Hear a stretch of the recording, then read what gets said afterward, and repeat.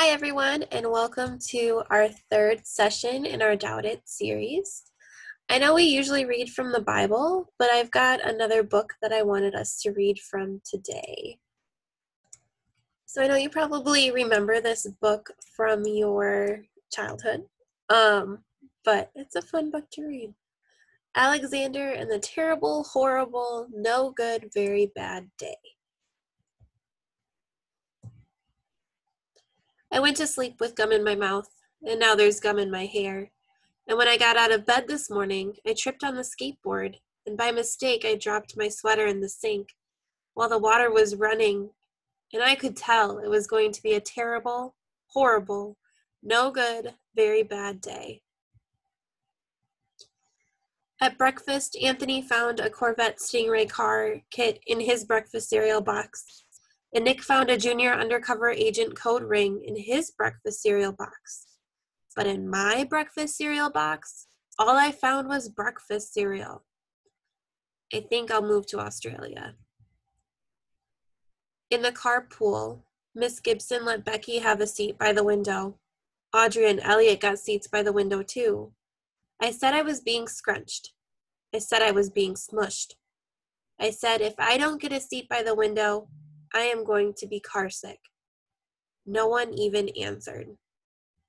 I could tell it was going to be a terrible, horrible, no good, very bad day.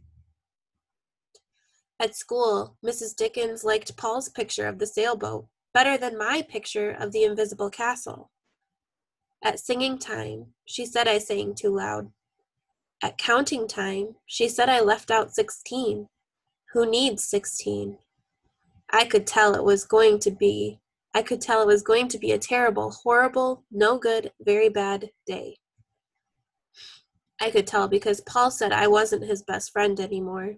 He said that Philip Parker was his best friend, and that Albert Moyo was his next best friend, and that I was only his third best friend. I hope you sit on a tack, I said to Paul. I hope the next time you get a double-decker strawberry ice cream cone, that the ice cream part falls off the cone part and lands in Australia. There were 2 cupcakes in Philip Parker's lunch bag, and Albert got a Hershey bar with almonds, and Paul's mother gave him a piece of jelly roll that had little coconut sprinkles on the top. Guess whose mother forgot to put in dessert? It was a terrible, horrible, no good, very bad day. That's what it was, because after school, my mom took us all to the dentist, and Dr. Fields found a cavity just in me. Come back next week and I'll fix it, said Dr. Fields. Next week, I said. I am going to Australia. On the way downstairs, the elevator door closed on my foot, and while we were waiting for my mom to go get the car, Anthony made me fall where it was muddy. And then when I started crying because of the mud, Nick said I was a crybaby. And while I was punching Nick for saying crybaby, my mom came back with the car and scolded me for being muddy and fighting. I am having a terrible, horrible, no good, very bad day, I told everybody. No one even answered. So then we went to the shoe store to buy some sneakers. Anthony chose white ones with blue stripes. Nick chose red ones with white stripes. I chose blue ones with red stripes. But then the shoe man said we're all sold out. They made me buy plain old white ones, but they can't make me wear them. When we picked up my dad at his office, he said I couldn't play with his copying machine, but I forgot. He also said to watch out for the books on his desk, and I was careful as could be, except for my elbow. He also said don't fool around with his phone, but I think I called Australia. My dad said please don't pick him up anymore. It was a terrible, horrible, no good, very bad day. There were lima beans for dinner, and I hate limas. There was kissing on TV, and I hate kissing. My bath was too hot. I got soap in my eyes. My marble went down the drain, and I had to wear my railroad train pajamas. I hate my railroad train pajamas.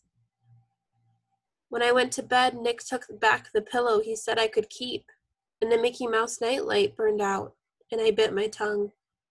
The cat wants to sleep with Anthony, not me. It has been a terrible, horrible, no good, very bad day. My mom says some days are like that, even in Australia.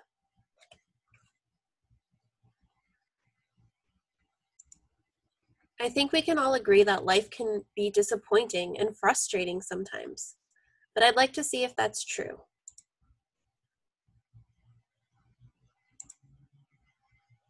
As we go through these statements, think about if the statement is true or false in your own life experience.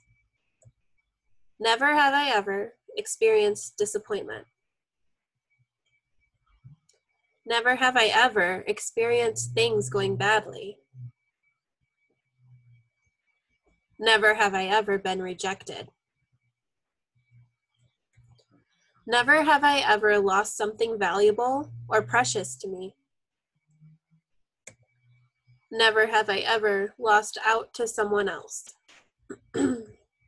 Never have I ever experienced sadness.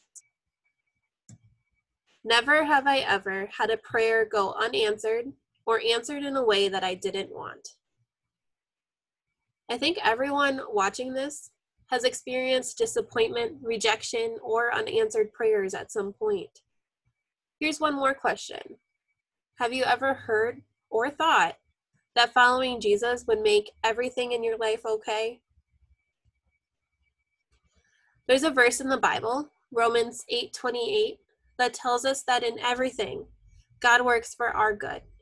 Some people interpret that verse to mean, if I follow Jesus, everything's going to be all right. But we know from our own experience that this isn't true. Even when we follow Jesus, we don't get everything we want. We still get hurt. Bad things still happen to us. Let's take a look at a man whose life is pretty much an extended version of Alexander's terrible, horrible, no good, very bad day. So as I read this passage, reflect on what kind of person Scripture tells us that Job is. Job was a man who lived in Uz. He was honest inside and out, a man of his word, who was totally devoted to God and hated evil with a passion. He had 7 sons and 3 daughters. He was also very wealthy. 7,000 head of sheep, 3,000 camels, 500 teams of oxen, 500 donkeys, and a huge staff of servants, the most influential man in all the East. His sons used to take turns hosting parties in their homes, always inviting their 3 sisters to join them in their merrymaking.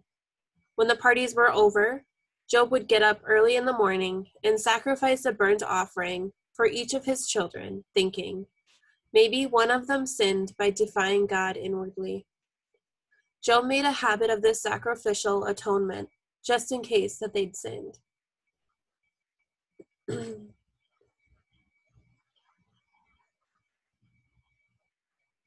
So this is Job chapter 1, verses 6 through chapter 2, verses 10. One day when the angels came to report to God, Satan, who was the designated accuser, came along with them. God singled out Satan and said, "What have you been up to?" Satan answered God, "Going here and there, checking things out on earth." God said to Satan, "Have you noticed my friend Job? There's no one quite like him.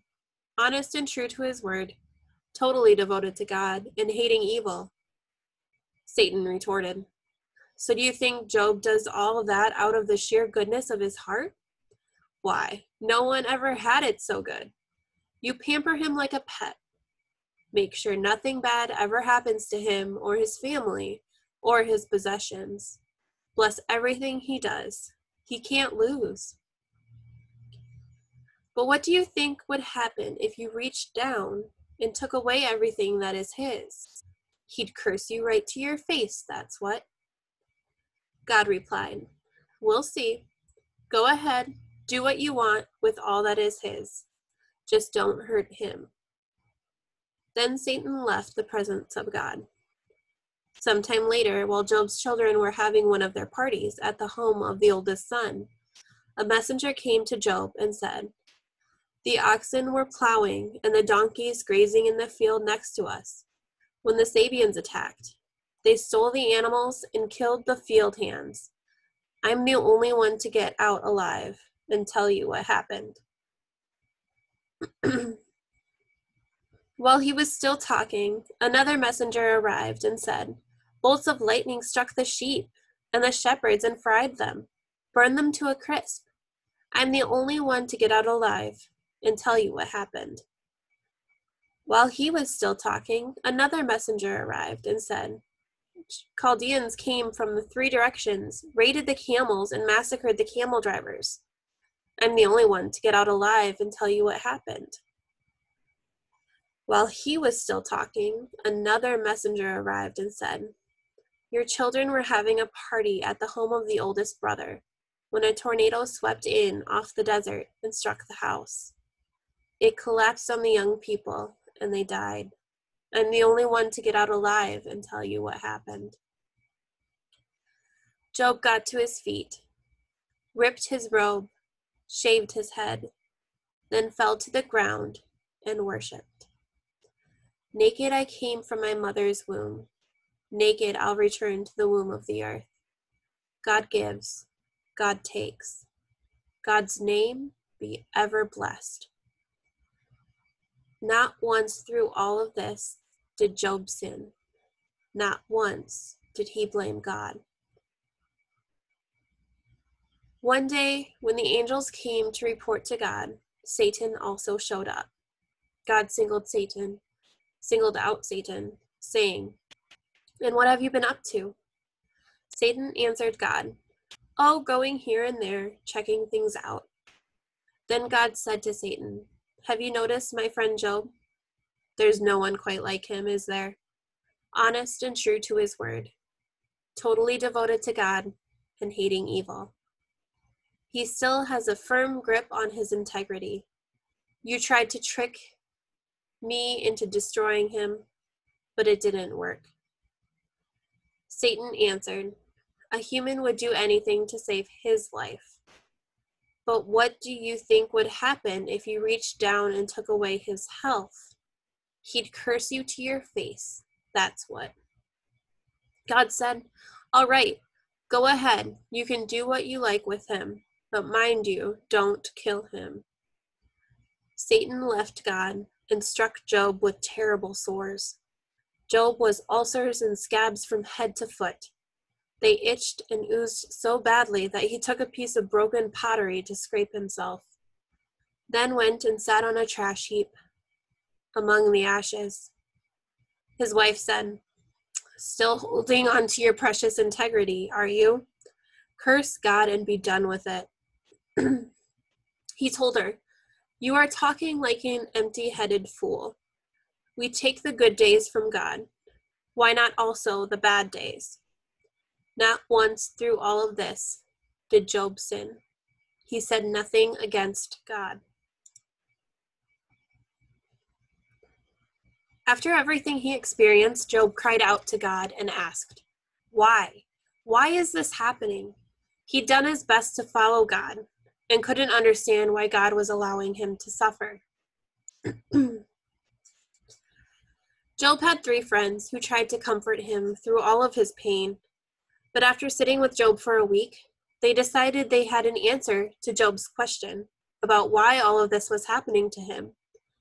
Except their answers were pretty bad. Offensive and hurtful, actually. Here's what they told Job. "This is your fault. Bad things don't happen to innocent people, so you must be guilty of something. Your kids deserved it too.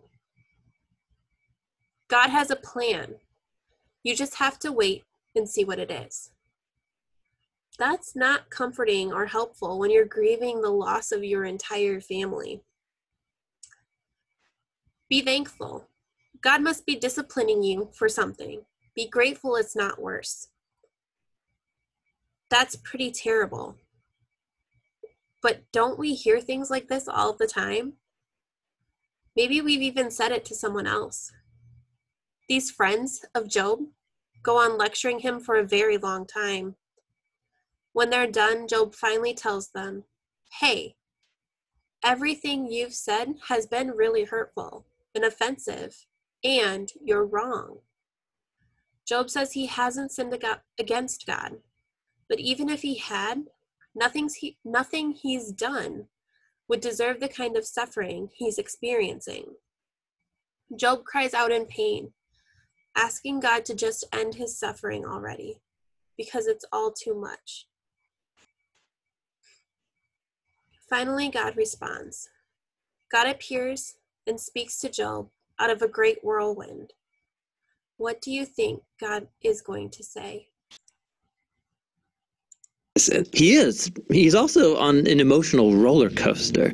At some moments, he's very confident that God is still wise and just. Yeah, in other moments, he's doubting God's goodness. He even comes to accuse God of being reckless, unfair, and corrupt. So by the end of the dialogues, Job demands that God come and explain himself in person, and God does so. He comes in the form of a great storm cloud. Now, God doesn't give Job a direct answer. He doesn't tell Job about the conversation with the Satan. Yeah, he does something very different. He takes Job on a virtual tour of the universe. He shows Job how grand the world is, and he asks him if he's even capable of running it or understanding it, just for a day. He shows Job how much detail there is in the world, things that we might see every day, but really don't understand at all. But God does. He knows it all intimately. He pays attention to the beauty and operations of the universe in ways that we haven't even imagined and in places that we will never see. Then to conclude, God shows Job two wondrous beasts and brags about how great they are. Yeah, they are dangerous. I mean, they would kill you without even thinking about it. And God says they're not evil. They're actually a part of his good world. And then that's it. That's God's whole defense. It's kind of weird. I mean, what was this all about? It seems to be this. From Job's point of view, it looks like God is not just. But God's perspective is infinitely bigger. He's dynamically interacting with a whole universe of complexity when he makes decisions. And this is what God calls his wisdom. So Job asking God to defend himself is actually kind of absurd. He couldn't comprehend this kind of complexity even if he wanted to. So where does this leave us? Well, it leaves Job in a place of humility. He never learned why he suffered, and yet he's able to live in peace and in the fear of the Lord. After all of that, God didn't even answer Job's question. Job wanted to know why so many terrible things had happened to him. God answered, but not in the way Job expected. Job asked why. God said, "I'm the creator of everything. I'm bigger, greater, more powerful, and kinder than you could ever imagine. You are so small compared to me." Job didn't get the answer he was looking for, but he did get an encounter with the creator of the universe, and that was enough for Job. If you're dissatisfied with how this story ends, I get it. I used to feel that way too. To be honest, I still do sometimes. When horrible things happen, I still want God to tell me why they're happening. It's hard to have faith when you're experiencing something difficult that you can't understand or explain. That's okay. That's the point of Job's story. Just like we said 2 weeks ago, you're not alone in your questions. Job had a lot of questions for God too. And like we said last week, God doesn't shame us for our questions. God never condemned Job for asking why, because God understands our pain. Now in Job's story, we learn a third important thing about our questions and our doubts. Our questions don't always get answered.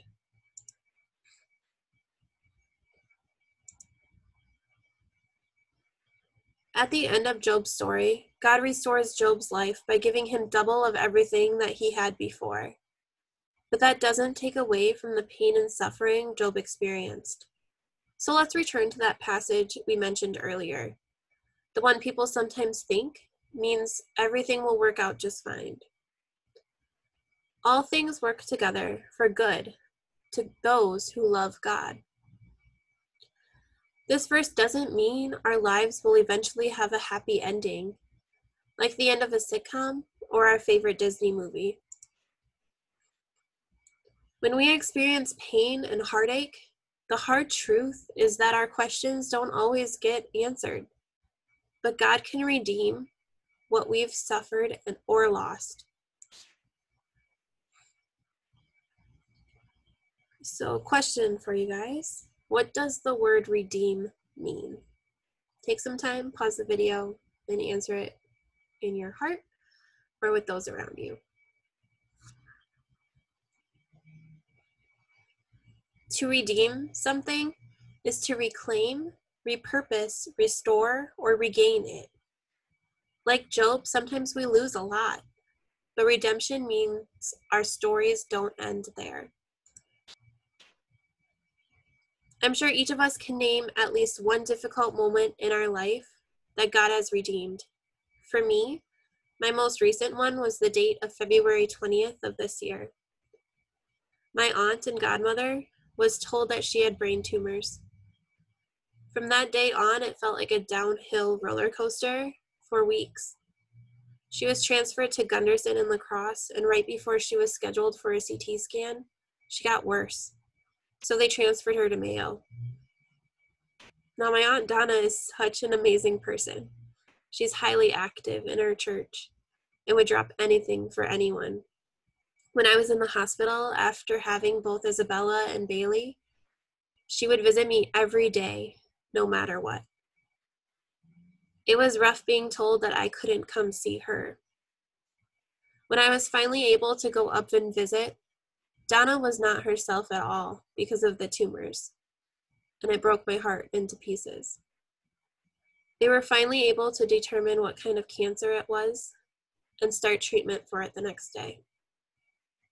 We were very thankful that God had put the right people in the right place at the right time, and for the team of doctors and surgeons on her case. She's not out of the woods yet. Some of the tumors have gone away, and the last one is slowly shrinking. In a couple of weeks, she'll start a stem cell transplant that will take 6 weeks, and it will take a lot out of her. And with COVID going on, she's had to do most of these alone, and we're not able to come visit her when she's at home anymore. Unfortunately, the worst is yet to come on her journey with this stem cell transplant. Though this is all very gloomy, having a good foundation of faith is allowing me to see God working through this whole process. Donna works at a hospital, and her coworkers noticed something was off about her and had her get a CT that day, where they found the tumors. Our whole family has become closer through all of this and are realizing that each day shouldn't be taken for granted. And my mom, Donna's older sister, was offered an early retirement package because of COVID. She took it and is now able to take Donna to appointments and stay with her for a couple of weeks at Mayo for the stem cell transplant. We may not be able to avoid pain. We may not be able to fix it. We may never even know why it happened. But here's what we know. God promises to redeem our stories so we can know God better, help others, and make the world a better place, and become more like Jesus. If you find yourself suffering seemingly without a reason, I hope you won't take the advice of Job's friends. Instead, I hope you'll learn to trust that knowing the God who made you, is even better and more important than knowing why. We may not know how everything is going to work out, or even if it will work out, but even when we don't have every answer to every question, we can still have faith in our Redeemer, and that is good news.